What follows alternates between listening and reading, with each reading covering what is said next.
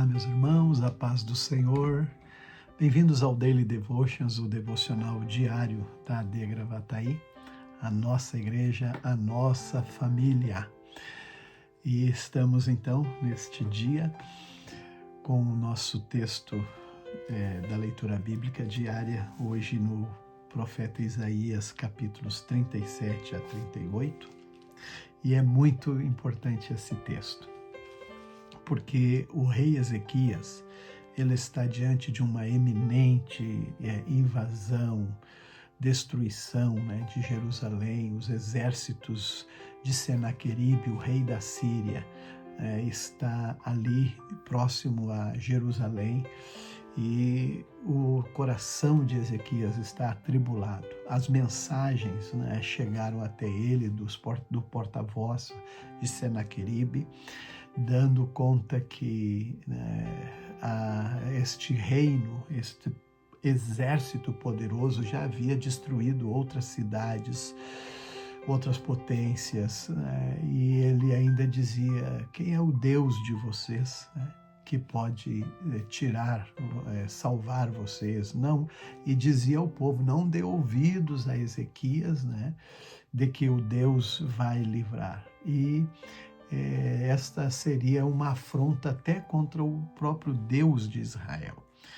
E é aqui que ele manda então os seus administradores, como Eliaquim e também Sebna e seu secretário, os sacerdotes, os principais, para procurarem Isaías. Isaías era o profeta, o homem de Deus reconhecido, para que Isaías orassem por ele, orassem pela nação, orassem. E nesse pedido, nesse apelo, estava demonstrando que não só nessa ocasião, nós vamos ler também nesse texto que Isaías é tomado pelaquela enfermidade de morte, e o profeta Isaías também declara que ele haveria de morrer daquela enfermidade. Mas, mais uma vez, Ezequias, como nessa ocasião, vai para os pés do Senhor, clama por um socorro, para que mude toda a situação, assim como a eminente destruição pela Síria e Senaqueribe, como na sua doença, enfermidade. Ele era um homem que acreditava no poder da oração. Como é especial, a gente aprende muito com este rei Ezequias, porque ele teve gestos de humildade, vestiu-se de pano de saco, como era o jeito naquela ocasião. Também fez com que os seus administradores também, da mesma forma. Mas o profeta Isaías disse para ele: pode falar ao rei, eles não vão invadir Jerusalém. O Senhor mesmo pegou aquela palavra de afronta. E naquela noite o anjo do Senhor foi no arraial do exército da Síria, de Senaqueribe, e foi morto milhares, 180 mil do povo, 185 mil soldados da Síria foram mortos. Quando os outros levantaram logo cedo, viram aquela multidão de corpos, e assim eles se retiraram, voltaram pelo mesmo caminho que vieram, como o profeta Isaías profetizou. E lá então, quando o rei Senaqueribe estava orando no templo do seu Deus, Nisroque, os seus filhos, Adramaleque e Sarezer, eles mesmos mataram o seu pai, Senaqueribe, a espada, e fugiram. Então, como que transtornou completamente.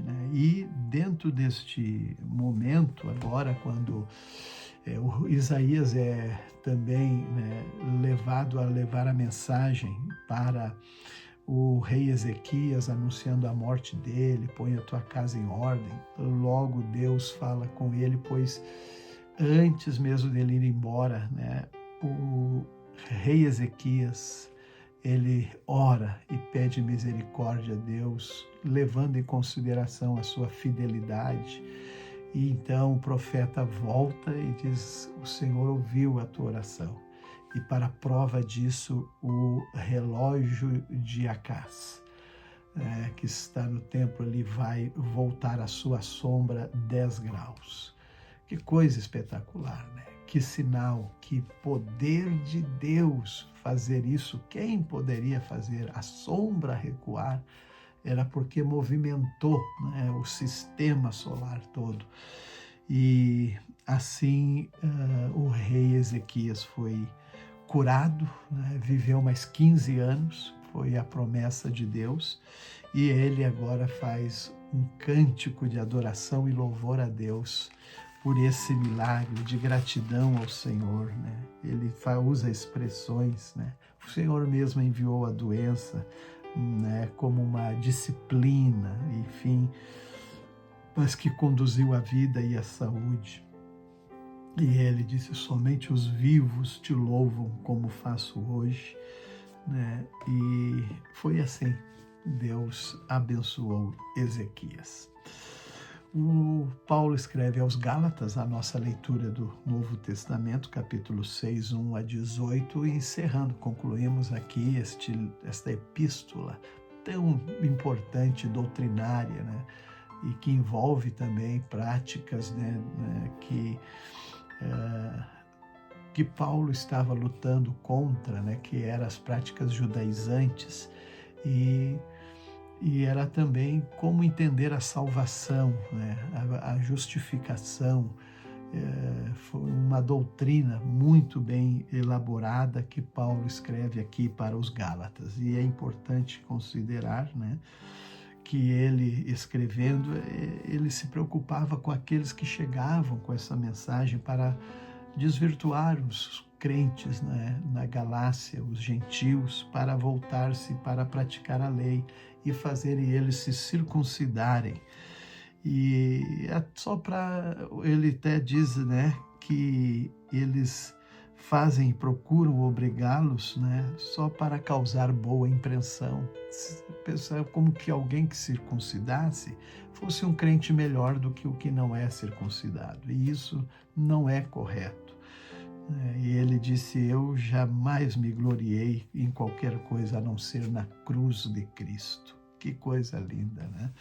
Fundamentou a fé e a salvação no sacrifício de Jesus. Muito bem, ele disse que é aqui que ele fala que leva as marcas, as cicatrizes, né, do que mostra, né, que ele pertencia a Jesus. O Salmo 65, Salmo de Davi, ele então diz: cumpriremos os votos que te fizemos, pois respondeste às nossas orações. Todos virão a ti. Uma coisa é nós orarmos, fazermos votos, outra coisa é cumprir os votos, não é? Como é feliz aquele que tu escolhe para se aproximar de ti, né? Aqueles que vivem em teus pátios. Ele está se referindo aos levitas, que foram separados para o ofício do templo, né? E ele disse: essa gente é feliz, está lá dia e noite, né, na presença de Deus, servindo ao Senhor. Concluímos com Provérbios 23, 24, que diz: o pai dos justos tem motivos para se alegrar. Como é bom criar pessoas justas, né? Sérias. É uma grande alegria ter filhos sábios. E é muita verdade. Que Deus também nos dê esses filhos sábios, né? E que possam trazer muita alegria a todos nós. Deus abençoe.